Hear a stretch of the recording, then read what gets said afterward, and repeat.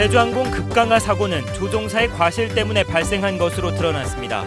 정부가 저가 항공사에 대한 대대적인 점검을 예고했습니다. 기록적인 한파로 수도관 동파 사고가 잇따르면서 수돗물이 제대로 나오지 않아 주민들이 불편을 겪고 있습니다. 술에 취해 경찰의 보호를 받았던 40대 여성이 지구대를 나선 지 2시간 만에 숨진 채 발견됐습니다. 제주도교육청이 제주 영어교육도시에 도내 학교 교사들을 파견해 국제학교의 시스템을 벤치마킹하고 있습니다.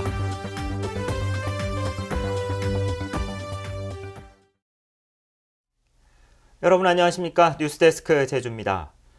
지난달 발생한 제주항공 여객기의 급강하 사고 기억하실 텐데요. 조종사 과실 때문에 발생한 것으로 드러났습니다. 잇따른 안전사고에 최근 제주공항 고립 사태에서도 여러 문제가 드러나자 정부가 저가 항공사에 대해 대대적인 점검과 제재를 예고했습니다. 김찬현 기자입니다. 김포공항에서 제주로 오다 갑자기 3,000m를 하강한 제주항공 여객기. 국토교통부 조사 결과 조종사의 어처구니 없는 과실로 드러났습니다.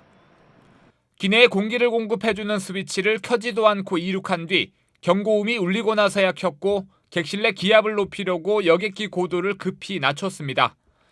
그런데 객실 내 기압이 충분히 높아지지 않았는데도 다시 무리하게 고도를 올렸다가 승객들이 귀에 통증을 호소하자 또다시 3,000m를 급 하강한 겁니다. 이 과정에서 공기가 충분한데도 산소 마스크를 수동으로 작동시켜 불안을 키웠고 40분 동안 저공 비행을 해 제주에 착륙했습니다. 스위치를 켰는지 이륙 전후에 반드시 3번 확인해야 하는 비행 절차를 지키지 않았고 압력 조절 시스템에 대한 교육도 부족했다는 겁니다.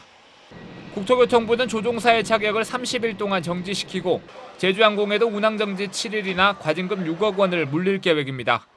단순한 인적 과실이라기보다는 외형적 성장에 상응한 안전투자가 미흡했습니다. 그리고 현장에서 지켜야 될 기본적인 안전절차가 지켜지지 않는 등 안전문화가 성숙되지 않은 데에서 주 원인이 있다고 판단했습니다. 국토교통부는 제주공항 고립 사태에서 드러난 저가 항공사들의 안내 시스템과 대응 매뉴얼에도 문제가 있는 것으로 보고 특별 안전점검을 벌이기로 했습니다. MBC 뉴스 김찬현입니다. 지난 주말부터 폭설로 제주공항에서 빚어진 대규모 혼란 사태와 관련해 저가 항공사들이 승객들에게 사과하고 재발 방지를 약속했습니다. 제주항공은 인터넷 홈페이지에 올린 공지문에서 이번 재난 상황을 통해 승객들에게 끼친 불편 원인을 파악하고 개선점을 찾겠다고 밝혔습니다. 이스타항공과 에어부산, 티웨이 항공도 불편을 끼쳐 송구스럽다며 부족한 부분은 개선하겠다고 밝혔습니다.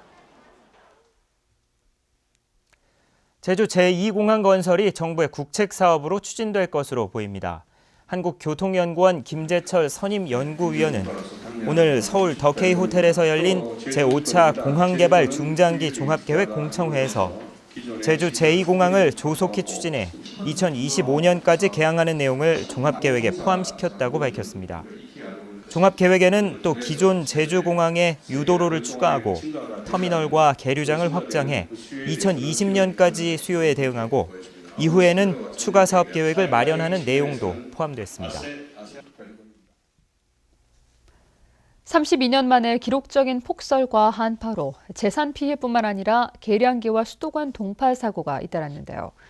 수돗물이 끊기거나 제대로 나오지 않아 주민들이 큰 불편을 겪고 있습니다. 이소현 기자입니다. 제주 시내 주택 수도 계량기 사이로 쉴 새 없이 물이 흐릅니다. 기록적인 강추위에 계량기가 얼어 터진 겁니다. 지난 주말부터 사흘 동안 제주도에 접수된 계량기 동파 피해는 1,870건에 이릅니다. 동파는 단수로 이어져 주민들이 큰 불편을 겪었습니다. 그저께 또 전화해봐도 전화가 통화중만 돼가지고 오늘 아침이사 전화 돼가지고 이제. 상수도 관리 전문 업체는 밀려드는 동파 신고에 하루 종일 눈코 틀 새 없습니다. 아침 7시부터 7시부터 저녁 10시까지. 저녁 10시까지. 그럼 이렇게 작업하신 게 며칠 되신 거예요? 완전 23일. 단수 피해와 함께 수압이 약하다는 불편 신고도 잇따랐습니다.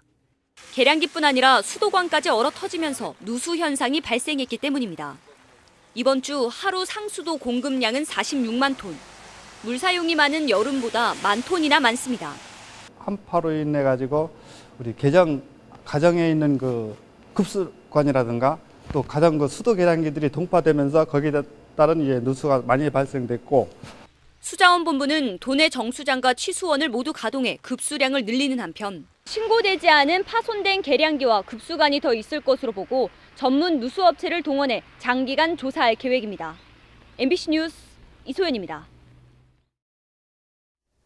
폭설과 한파로 인한 제주 지역 피해 규모가 51억 원으로 늘었습니다. 이 가운데 사유시설은 168건에 42억 원이고 공공시설은 7건에 9억 원입니다. 사유시설 가운데는 양식장 등 수산시설이 20억 원, 비닐하우스 등 농림시설이 19억 원으로 집계됐고 서귀포시 지역에 전체 피해의 80%가 집중된 것으로 조사됐습니다. 술에 취해 경찰의 보호를 받았던 한 중년 여성이 지구대를 나선 지 2시간 만에 숨진 채 발견됐습니다.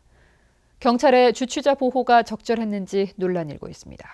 김항섭 기자입니다. 제주 시내 한 주택가 골목길.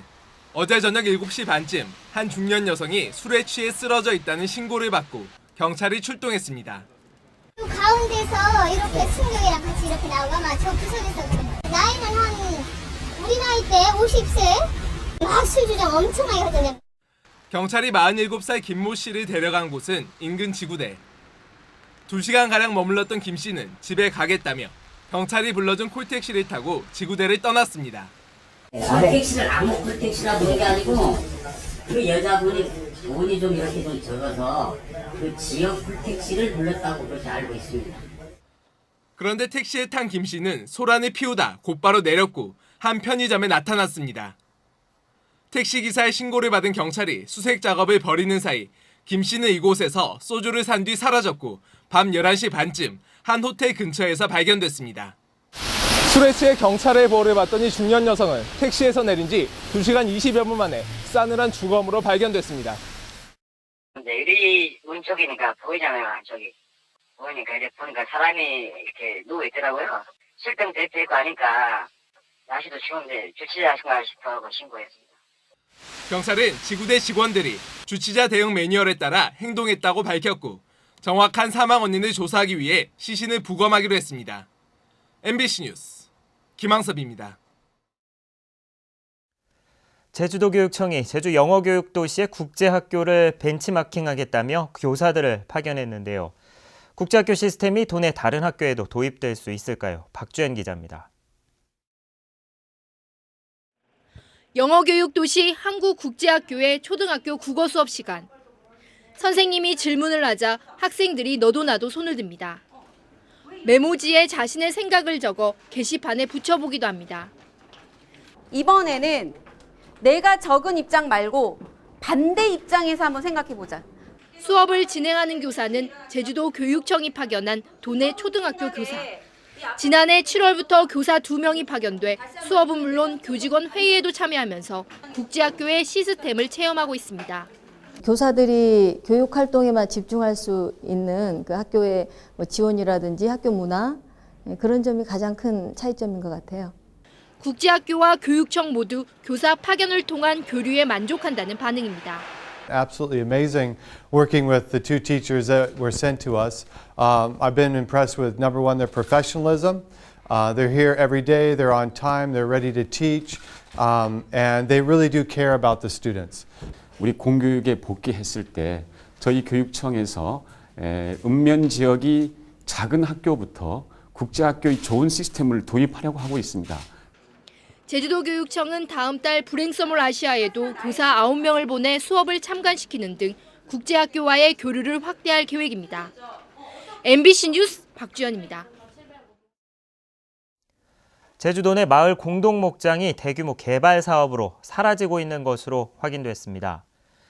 김성훈 토지자유연구소 연구원은 오늘 열린 마을 공동목장 보전 방안 토론회에서 지난 2014년 현재 마을 공동목장 면적은 3천여 헥타르로 10년 전보다 30% 줄었고 1940년과 비교하면 70% 감소했다고 밝혔습니다. 마을 공동목장 가운데는 토지 수용이 상대적으로 쉬운 공유지가 가장 많이 사라졌고 대부분 골프장이나 리조트로 개발된 것으로 나타났습니다. 다음은 희망 2016 나눔 캠페인 성금을 보내주신 분들입니다.